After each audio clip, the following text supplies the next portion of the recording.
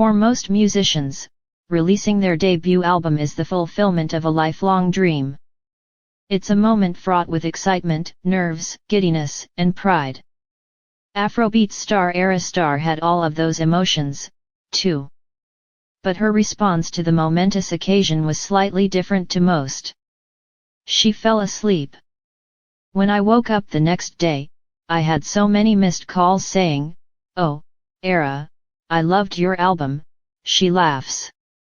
The Nigerian musician was still a teenager at the time, but that record, 19 and Dangerous, marked her out as one of Africa's biggest new acts. Combining lyrical awareness and hard-won confidence, Starr added hints of R&B, trap, and alté to her silky Afro-pop sound. The album yielded the chart hit Bloody Samaritan, adding Destiny's Child star Kelly Rowland on the remix, and earned Starr her first Grammy nomination, for the viral smash Rush. 3 weeks ago, the singer followed it up with a critically acclaimed second album, titled The Year I Turned 21. And this time, she managed to stay awake for the release. "I got all my friends together and we listened to it outside for the first time, as if we'd never heard it before," she says. "And then I went to the amusement park to celebrate. I'm a real roller coaster girl. I love the adrenaline. I love to feel like I'm about to scream." Her adrenaline levels are about to shoot up again, with a slot on Glastonbury's Pyramid stage this Saturday. Over the phone from Lagos, she told us about her plans. "How does it feel to be playing Glastonbury? It's actually crazy. I've wanted to do Glastonbury for so long. The fact that I get to do it on the main stage is kind of scary. But I love scary. The last time you played in England, you got stuck in a lift and had to miss a gig. I'm not entering no elevators again. I'm taking the stairs from now on. You and Burna Boy are the first Afrobeats artists to play the Pyramid stage. Is the genre having a moment? It's our time. We've been waiting for the globalization of Afrobeats, and it's happening now. But it's not just what you're seeing today. It's years and generations of musicians and hard work that's made it what it is. Why do you think the Nigerian scene, in particular, is so strong? Lagos is very small and the culture is very close. So whether we're at notorious nightlife spots Obi's House or the W Bar, everybody is there, making the music people want to dance to. For people discovering you for the first time, tell us a little about yourself. Growing up, I spent half my life in Benin and half in Nigeria, in the cities Cotonou and Lagos. They're 3 hours apart, but the culture is very different. Lagos is very hustle and bustle, and Cotonou is so calm. It's a beach city, everybody's very relaxed. Those two different cultures really shaped my art. When did you first realize you had a gift for singing? I've always loved singing.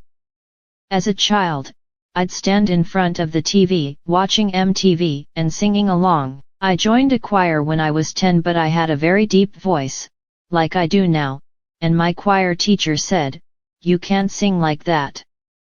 A girl should sing higher." I've learned to increase my range since, but this is my voice. This is how I sing.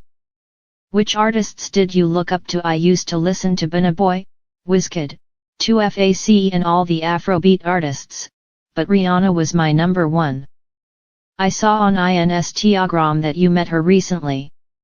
Oh, Mark, it was a spiritual experience. And I didn't just meet her, she knew me and loved my music. I was just like, "Nah, this is crazy." You met Chris Martin, too. Oh, my. Yes.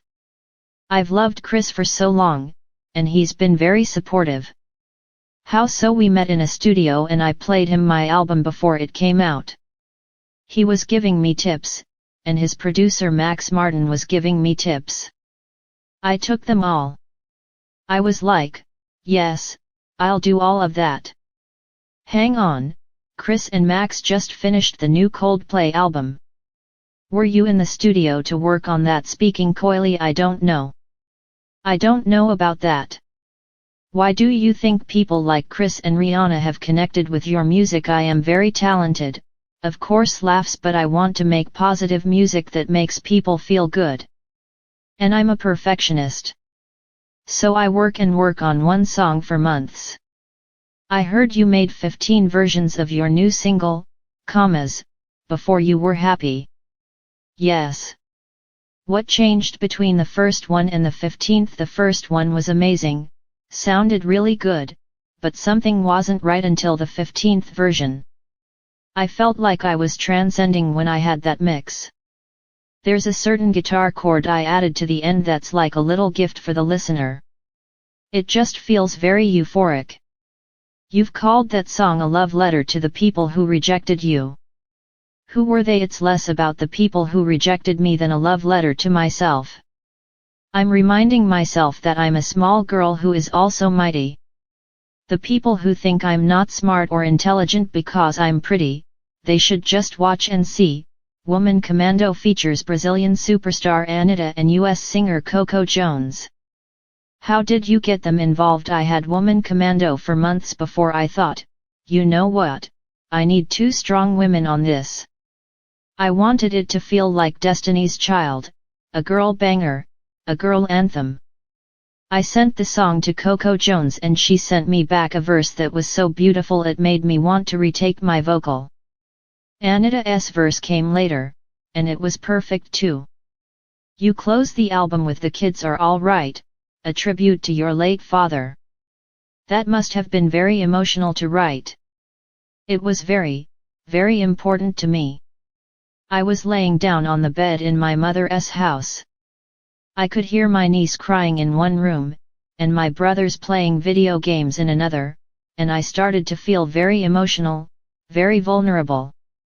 I started freestyling this song, a love letter to my dad, and the first line was, I hope no clouds are blocking your view. It was a very cheeky thing to say, but he had a great sense of humor.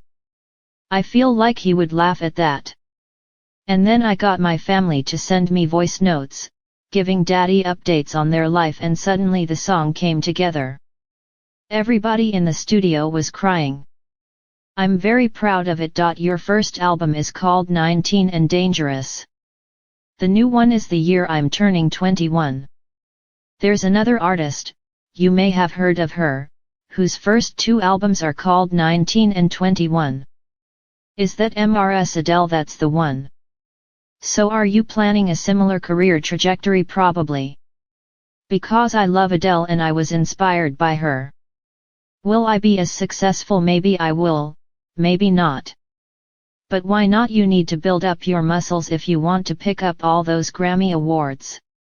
I'm ready. I've been working out so I could definitely lift a couple. Thanks for watching my video. Please subscribe my channel and like share my videos.